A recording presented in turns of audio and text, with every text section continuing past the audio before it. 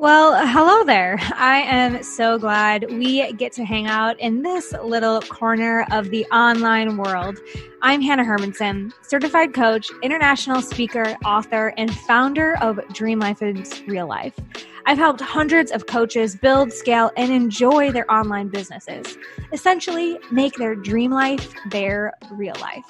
So welcome to the Dream Life is Real Life podcast. In these shows, you'll find the real people, concrete tactics, and weekly motivation and inspiration to make your dream life your real life. Look, I started this podcast to bring you the role models I never have. All right, one of the things I love the most about the show and my friends is how different they are. And today I'm bringing you Chris Jarvis. Chris is a friend and true mentor of mine who has a little bit of a different background than a lot of people that we have on the show. So I want to give you a little bit of background on who Chris is, and then we'll dig into the episode where he talks about seeing differently, doing business differently, and you'll get to know a little bit more about why I love having such unique friends.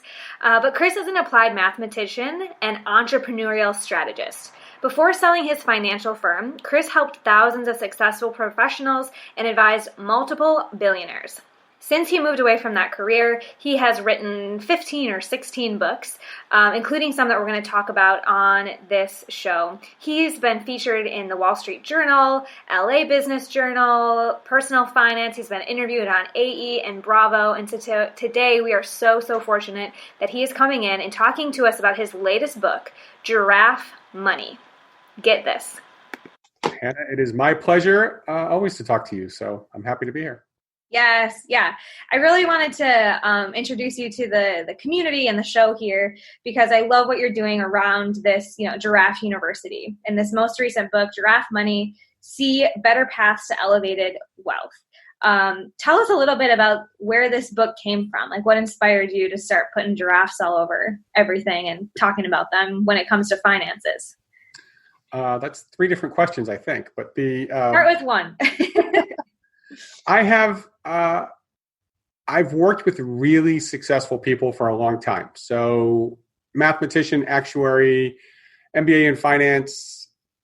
I just, as a mathematician, you look at the numbers, and ultimately there's a lot of people who are in business coaching, financial planning, financial coaching, investment management.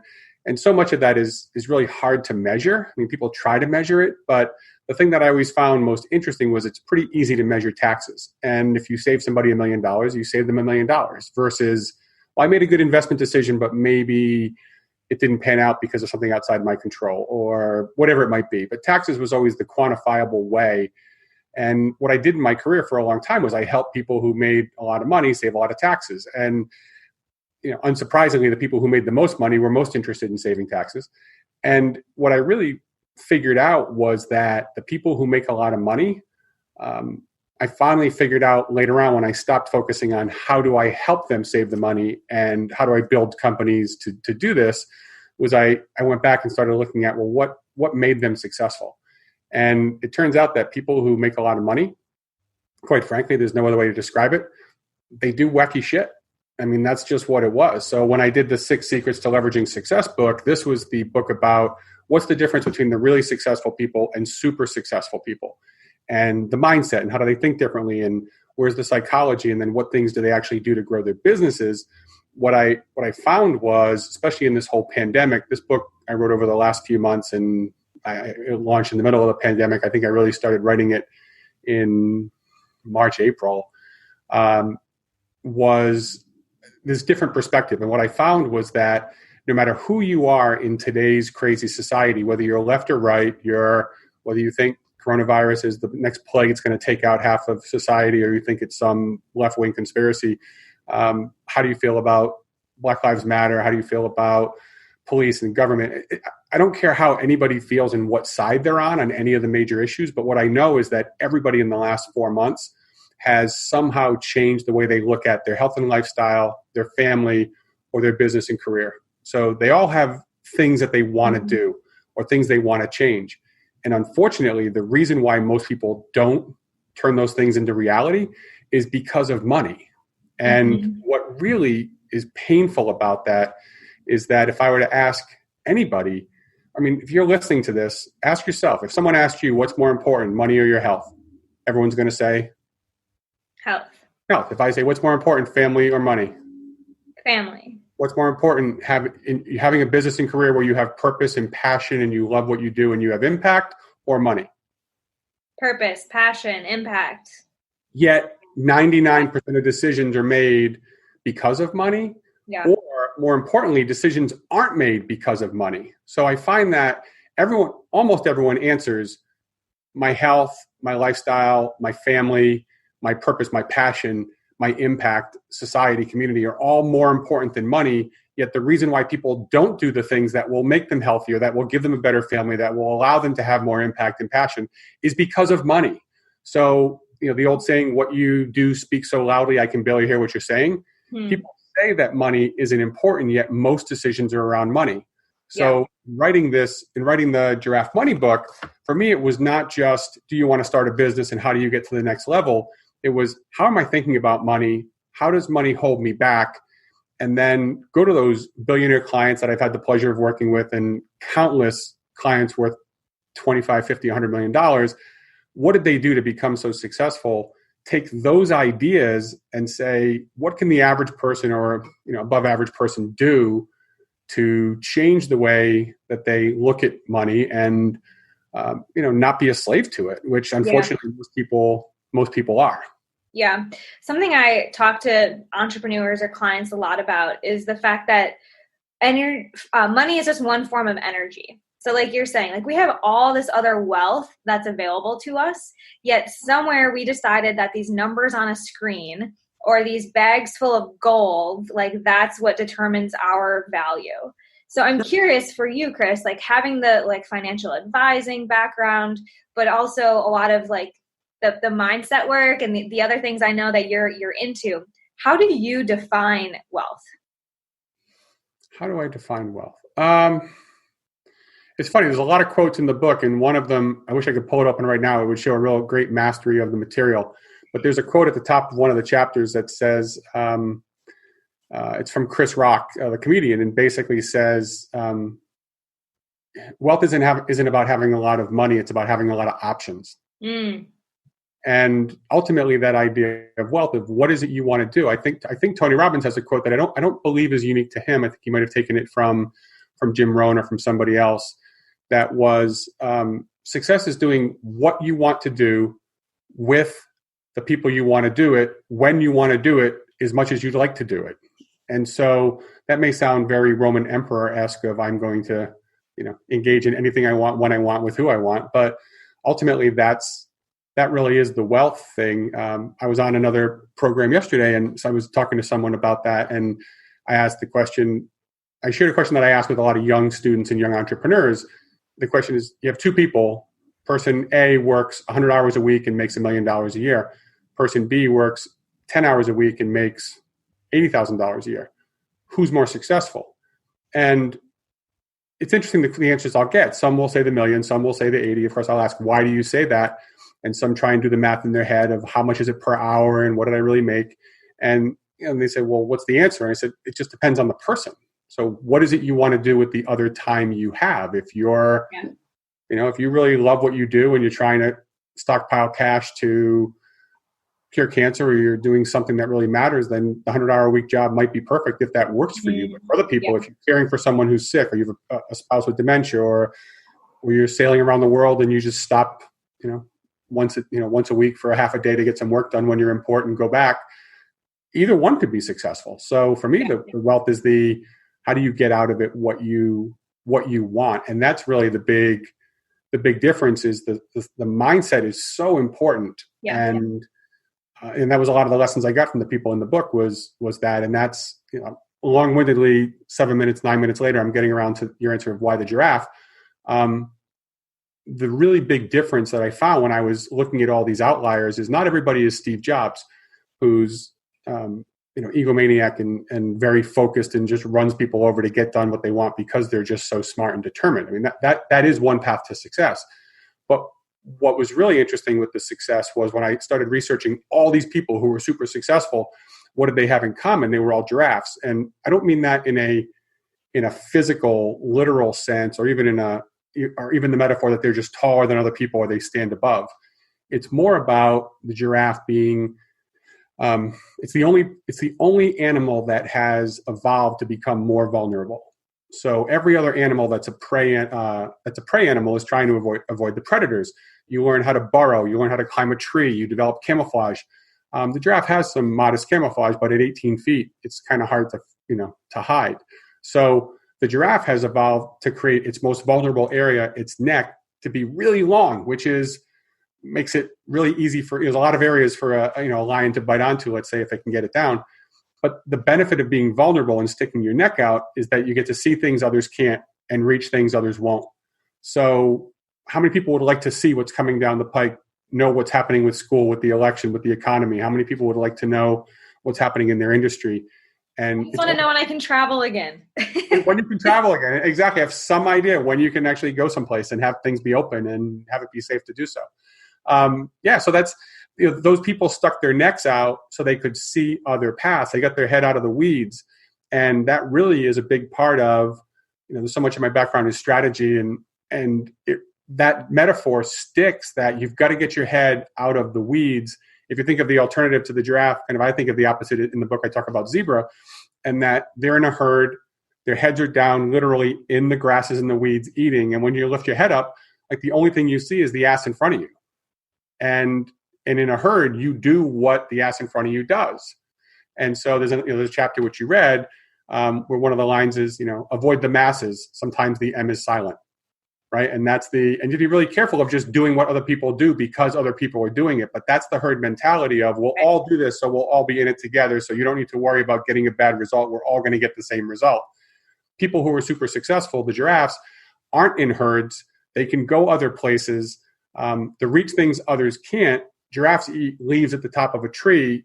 Trees often have roots that are as deep as the tree is tall. So a 30-foot tree has 30-foot roots. Grass is only 3, 6, 12 inches high. The roots are very shallow. So when there's no water, there's no grass.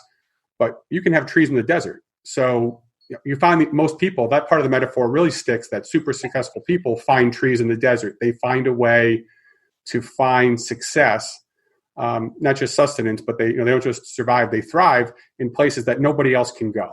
Yeah. And so a lot of this is opening people's minds to, I shouldn't ask the person next to me what they do. I need to be asking people who are way ahead of me what they do, or I need to try something nobody else has tried, because if I just keep doing the same thing everybody else does, I'm going to keep getting the same thing everybody else gets.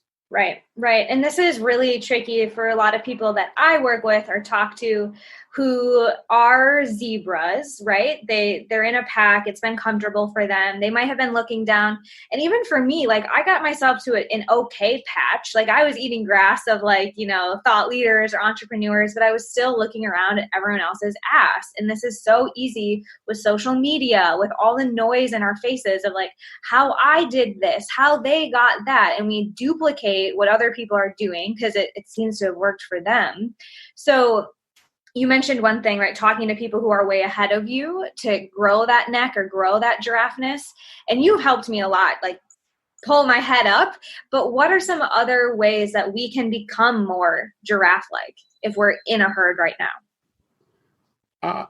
I think there's a couple things. So you can look inward and you can look outward. And for a lot of people, looking inward is a little bit difficult. They struggle with, what do I really want? What does that mean? What issues do I have to tackle? And maybe they're not ready for that. So, one place to look is to look to other people and just ask other folks who are further ahead, what are they doing? What advice? You'd be surprised how people who are generally successful are happy to give advice to other people who are trying to become successful. There's a lot of opportunities out there. There's, the society, the SCORE, which is the retired executive, Service Corps of Retired Executives. So there's people who have been in industries that they just volunteer their time. So I think it's score.org, I think. I get calls all the time from class entrepreneurial professors want me to teach or do a lecture or answer some questions. And you'd be surprised how available people are. And so some of it is just asking the folks who are successful what that looks like. But you really do also have to look inward a little bit to see what's important for you. Just like the two people, the 100-hour-a-week person making $1 million or the 10-hour-a-week person making $100,000 an hour, $100,000 a year. What is it you really want? And that was, just not putting you on the spot, but we talked about a lot of those things when you and I talked back was, well, what is it you want to be and why do you want to be that? And does that really matter? So I think that's part of it. Part of the advice when I'm doing marketing consulting or strategy consulting for folks is we have an exercise where I have people go and look at all their competitors and say, print out their websites, take their lines, look at their social media. What do you get from all of them? Tell me the colors, tell me the logos, tell me the messaging, the taglines, and then let's put all of those up on the board. And then the next thing is, now we can never use any of those ever again. I mean, just don't, anything that your competitor says, we're not going to say. Even if it's true about you and it's a lie about them, you can't, it doesn't do you any good. You're not going to stand out to people by just being someone who's a little better. John Paul Getty, probably before you were born, Hanna, was the richest man in the world. He was an oil guy, and they asked him, is there any formula for success? And he said, yes, anybody can do it. Oh, really, Mr. Getty? What are those three things? And he said, wake up early, work hard, find oil. And, some people, the piece that's missing in that is that he's mocking people, or he's even mocking his own success, because there's a lot of people who get up early and work hard, but it's one in very few who stumble upon oil. So the point is that the work, what I take from that quote is the getting up and working hard part, luck is an enormous piece of that equation to how you become successful. So unless you want luck to be, you want to flip a coin every day and think, okay, if I get 27 days in a row of heads, then I'm finally going to be successful. I mean, if you want to do that, you should probably turn this off and go flip some coins. But if you want to increase your odds, then think about something completely different and find a different, that's back to the wacky shit idea of people who are super successful. They either have a wacky product or a wacky way to make it or a wacky way to deliver it or a wacky relationship, wacky distribution channel, wacky compensation schedule. I mean, there's something unusual that allows that company to be successful or that person to be successful. Yeah, and you talk about that a lot in this one, the 6 secrets, right? When you kind of looked at what those successful folks were doing, is that they're outliers, right? And so I love this idea of like finding people who are the outliers, who are doing things differently, who are successful and on their own terms, it sounds like. Yep. And another thing you are so great at, and you've helped me do over and over and over, is to keep the vision big. Right. So we've heard before, like it takes as much energy to make a small goal as it does to make a big goal. And so I personally have a tendency to get into the how, like, okay, like I see the asses, I understand I'm in the weeds, but like, how do I grow my neck? How do I get out of this? And so talk to us a little bit about like the balance between having a big vision and figuring out the path, your path to success. Well, let's use the danger of doing this, but let's use today's situation in the United States. I mean, it's July 30th, 2020, and it's not exactly the greatest time in our country's history. So right now you have people on either side of issues. And if there's a whole bunch of people who are thinking about everything over here this way, then the way to bring people to the middle is to, at least the approach has been, let's find an equally outrageous thought on the other end. So we'll try and bring people to the middle to at least consider some wild ideas at either end. And all the political stuff has moved to the far ends. And I'm not saying that that's successful, but that's there's a reason for that people go to far extremes. Is number one, a moderate solution is not interesting to anybody. It doesn't give any headlines. But if you think that if you have a crazy idea over here, or I have a crazy idea and you have a moderate idea, we're going to land somewhere in the middle. So some of this is by dreaming so big, a couple things happen. One, maybe it pulls you out of the limiting beliefs that you have of the thing that's, if I said to you, you could go from, your 1,500 square feet to 2,100 square feet. You might think that's nice, but why don't you come stay at my 7,000 square foot house and look around? And then you think, oh, like that would be a lot more interesting, or whatever the number is that people think, ooh, I like that. Like that's more interesting, right? That's the, if you're taking a bus, you don't put somebody on a train, you put them on a private jet and go, ooh, that's way more convenient than taking the bus cross country on, whatever that might be. But the other idea too is that when you're thinking really big, you open your mind. The more powerful thing about the thinking really big is if I said to you, you need to make $100 by tomorrow, you'll think something. But if I said you needed to make $1 million by next Monday, you're going to think very differently about what that might be because you have to think of something more extreme. And so those big goals open your mind to, ooh, that might only be an incremental change. And I had a motivational speaker, someone I saw a long time ago who said, you're not going to make significant success.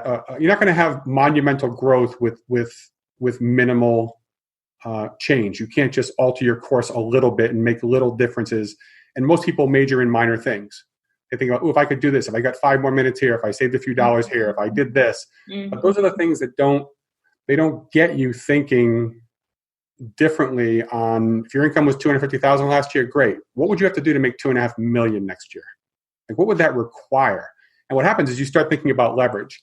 And that's in both books, actually, is for people to grow, the biggest challenge, an interesting statistic from Emmanuel Saez when he won the economic award for his economic inequality research out of Cal Berkeley, he talked about the fact that people who make $300,000-$400,000 a year are less likely to make $1 million a year than somebody who makes $40,000 a year.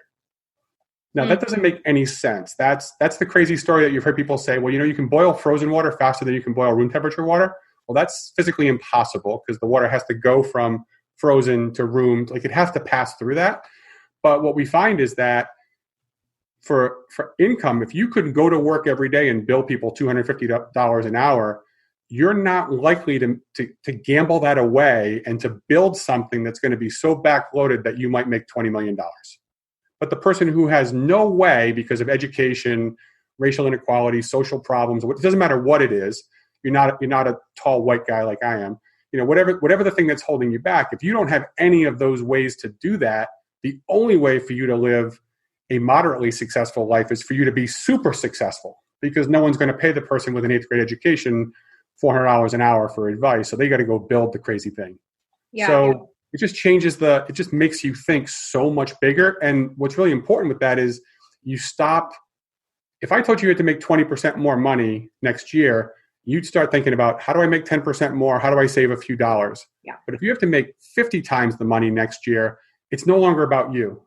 And now you realize, I'm going to have to leverage other people because there's no way for me to create 50 times the efficiency I have. So it all goes to leverage. It all goes to, I need to find other people to help me on my journey. And I think that becomes the stop. I'm going to do it myself to, oh shit, this is a lot bigger than I am. So I need to find a way to motivate more people, find ways to give them what they need so they can help me get what I need.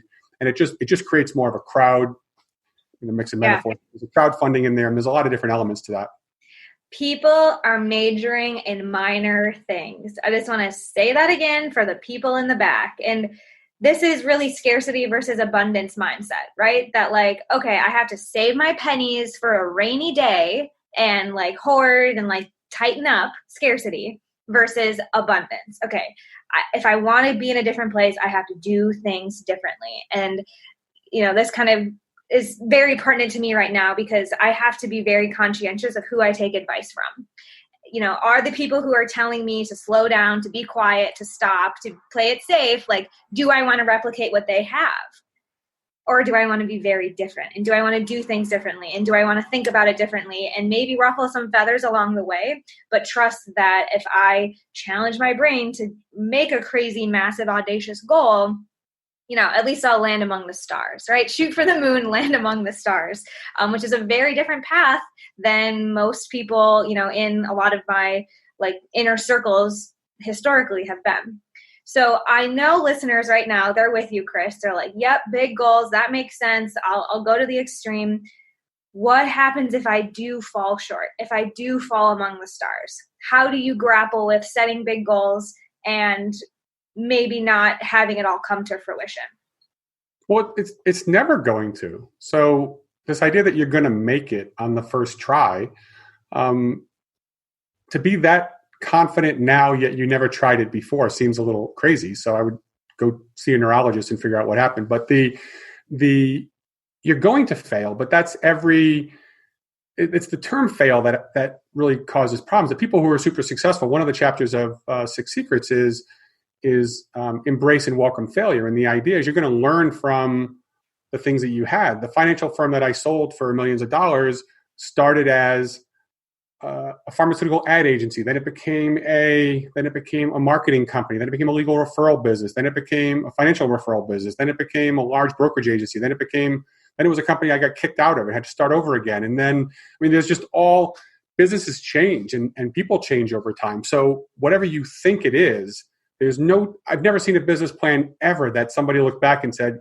I had this exactly right, because it's never happened. So you're going to fail, but the fail thing is not a fail of, it's not a failing in, the people who landed in America leaving Europe weren't trying to come here, right? This is the funny part of this country. The people were trying to get to the Far East, to India and to China, so that they could trade, they could find a different way than going around Cape Town. So they were trying to find something else. So they found the entire world that you live in, and that wasn't what they were looking for. So whatever you think you're looking for, you'll probably get into it and realize it's something else. So it's just getting moving to get somewhere and realizing as you get into the journey, the best laid plans of you think people are going to respond to a certain message. They're not. You're going to think they're going to want to buy a certain product. They won't. You're going to think they're going to want something out of you. It looks that way, but once you start attracting people to your mission, you may find that you're no longer the main executive. There's somebody strategically who's better served, and you're going to do product development, or you're not the salesperson now, you're the ops person, or you're not the ops person, you're the salesperson, or you just won't know until the pieces. It'd be like giving you 5 pieces from a puzzle and saying, what is this picture of? And the 5 pieces you have might be the picture of the window over Hanna's shoulder, and you go, oh, this is a landscape. You're like, no, it's a window in a room where there's something really interesting going on. So I don't know if it's fail. It's just whatever you think it's going to be, it's not, you have a vision of which direction you have to go, and things are going to reveal themselves as you get there based on the people who come into your life, based on the conversations you have, based on the choices, based on what the universe gives you, whether you believe in fate or religion or the universe or abundance or whatever it is, it's all going to reveal itself later, because you don't have the whole picture. Even the giraffe that sees so much better than the zebra still can only see 25 times as far as a human. It can't see around corners. It can't see behind rocks. It can't see to the bottom of streams. It can't see past the horizon. There is some, you have a general idea, but you're going to course correct a ton of times based on a variety of things. I thought my business was going to be something particular. And, my dad died a couple months ago, and it was like, okay, well, that's whatever plans I had to interact with him on certain stuff. Like, okay, that's interesting. There's just things in life. People are going to come in, people are going to go out, things are going to appear. So, and right now it's actually the Facebook Live I might do later today is, it's a perfect time to start a business. And it's because things are changing so much that people are open to new ideas. How many people were doing Zoom meetings with their doctors? Yeah. This is an unusual world that people are open to new stuff. So it's a good time to pitch some stuff, because right now people are thinking, oh, right. I'm going to a drive-in movie. What is this, 1978? Yet you're just happy to see a movie that's not in your house. Yeah. Right? Yeah. So to that point, what is something listeners can do today to set them on this journey? Like what is a step one immediate action that folks can take? I would say I'd make a promise, and that promise is I don't know what happened. I don't know what position you're on. I don't know, and I don't particularly care really. It's your journey, how things have changed in your life in the last 4 years. But last 4 months, excuse me. But my thought is something in your health and lifestyle, your views about health and lifestyle have changed somehow. You would like to live in a different place. You'd like to do more yoga. You'd like to live in the country. You'd like to lose weight so you're not so susceptible to the virus. I don't know, whatever it is. You want to live in a different country. There's something you want to do health and lifestyle wise. you have some view about family. You want to start a family, you want to get out of a family, you want to be closer to family, you want to be further from family. There's something about your family that you've made a decision on, and there's something business and career. And so I would write down what those changes in perspective have resulted or manifested during the last 4 months. What are you thinking about differently in all three areas? And then the second part to each one of those questions is, what would it take for those things to become reality? And in order for you to have the thing you want to live in the country, great, what do I have to do? I have to sell my house. I've got to find a place in a new place. Whatever it is, what are those things? And then ask yourself, why haven't I done them? Like, what things had to happen, or what could I do to get there? Of those things that would have to happen, which ones are in my control, which ones aren't? And I find that for not all of them are money related. For the ones that are, you might find some of the info in the book in Giraffe Money helpful, just to help you alleviate some of your fears and handle some of those. But the other question is, what are the other things that are stopping you from doing the things that you want out of life? Because you already know what 3 changes you want to make. Almost everybody I know has some difference in family dynamics, some difference in health and lifestyle, and some business and career goal or epiphany that's taken place in the last 4 months. Want to work more, want to work less, want to travel more, want to travel less. I don't know. I mean, there's some people have feelings. Then what has to happen for those things to happen for you? Yeah. And just embrace those things. This is the contrast, right? So anytime we know what we don't want, we also know more of what we do want. And I think this pandemic is just the most obvious contrast that none of us can avoid right now. So that is huge. I hope folks are taking out pen and paper and writing down, like, what are some of the new things you've realized you do want or you don't want? What changes do you need to make? Break it down again. I think there's like 4 things. I want them to be able to like pen to paper this. There's in your life, health and lifestyle, family, business, and career. So how do you feel differently? What would you like to see continue or be different for your health and lifestyle? What would you like to see be different from a family standpoint? Do you want to be closer to a sibling, parent? You want to get out of living in your parents' basement? I mean, whatever it is, something family related you want to change. Yeah. And the third is business and career. What would you like to see be different going forward? And then ask yourself, what things would have to happen to make each one of those 3 things a reality? And then, of course, the next step, and this is why you have people like Hanna, is which ones of those things are in my control and which ones aren't. And then work with your coach to say, okay, well, let me focus on the things I can focus on, then I can't focus on other things, right? The idea that, well, I can't leave living in this place because I have my mother living in the, treating her in the other room, to say, well, she would have to die for me to move. Like, I'm not suggesting you take a pillow.